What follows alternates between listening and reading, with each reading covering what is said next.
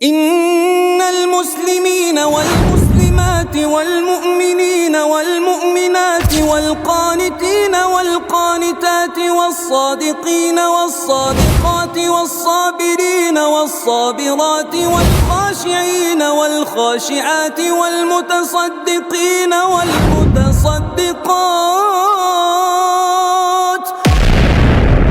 السلام علیکم ورحمۃ اللہ وبرکاتہ۔ دوستو، کیا آپ کو پتا ہے کہ پاکستان میں آج کل صرف مریض بیماری سے نہیں بلکہ ڈاکٹر مافیا سے لڑ رہے ہیں۔ جب ایک غریب بندہ دوا لینے جاتا ہے تو اس کے جیب سے پیسے اس طرح نکالتے ہیں جیسے پانی چل رہا ہو۔ سوال یہ ہے، کیا ڈاکٹر انسانیت کی خدمت کر رہے ہیں یا بزنس بنا چکے ہیں؟ اور سب سے بڑا سوال، کیا اللہ اور رسول صلی اللہ علیہ وسلم نے اس طرح کا ظلم جائز قرار دیا ہے؟ جواب نہیں۔ قرآن اور حدیث دونوں میں اس طرح کے ظلم کو سخت منع کیا۔ اللہ تعالیٰ قرآن میں فرماتے ہیں، اور آپس میں ایک دوسرے کا مال باطل طریقوں سے مت کھاؤ۔ سورہ البقرہ۔ یعنی بنا حق فراڈی طریقے سے کسی کا پیسہ لینا اللہ کے نزدیک حرام ہے۔ ڈاکٹر اگر اننیسیسری ٹیسٹ اور مہنگی دوا کے ذریعے مریض کا پیسہ نکالتا ہے تو یہ باطل طریقہ ہے جو قرآن کے خلاف ہے۔ رسول اللہ صلی اللہ علیہ وسلم نے فرمایا، جو انسان ہمیں دھوکہ دیتا ہے وہ ہم میں سے نہیں۔ مسلم۔ یعنی فراڈ اور دھوکہ اسلام میں کبھی بھی برداشت نہیں کیا جاتا۔ سوچئے، جب ایک مریض اپنی جان لے کر ڈاکٹر کے پاس جاتا ہے اور ڈاکٹر اس کے جذبات کا فائدہ اٹھا کر اس سے پیسہ نکالتا ہے تو یہ کھلا دھوکہ ہے۔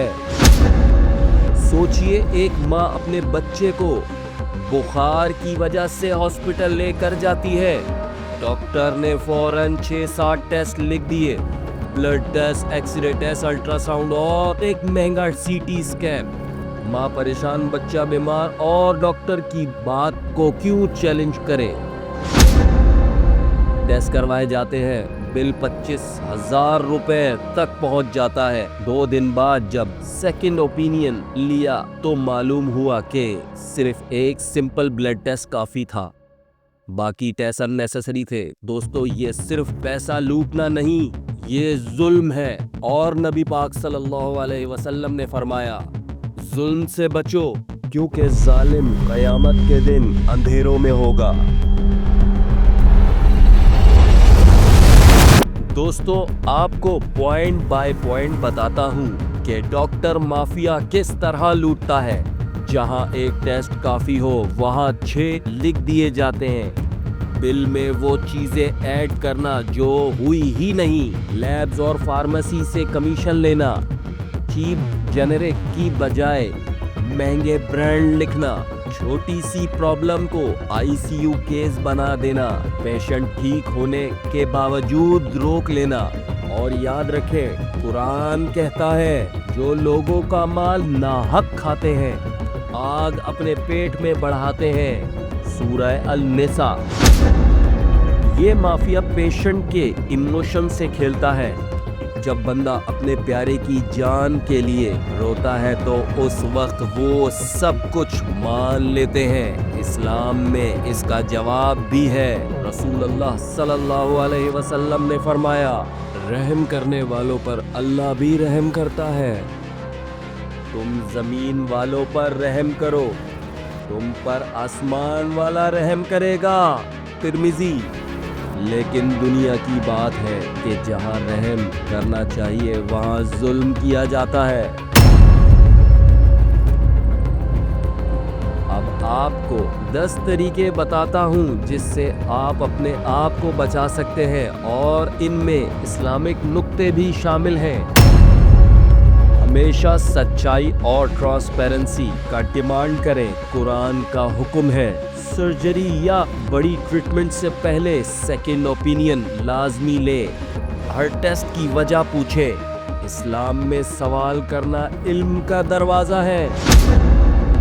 جنرک دوائی کا اوپینین پوچھنا بھی آپ کا حق ہے۔ سب ڈاکومنٹ اور بل کا ریکارڈ رکھیں تاکہ حق اور نا حق کلیئر ہو۔ ایڈمیشن اور ڈسچارج فارم دھیان سے پڑھیں۔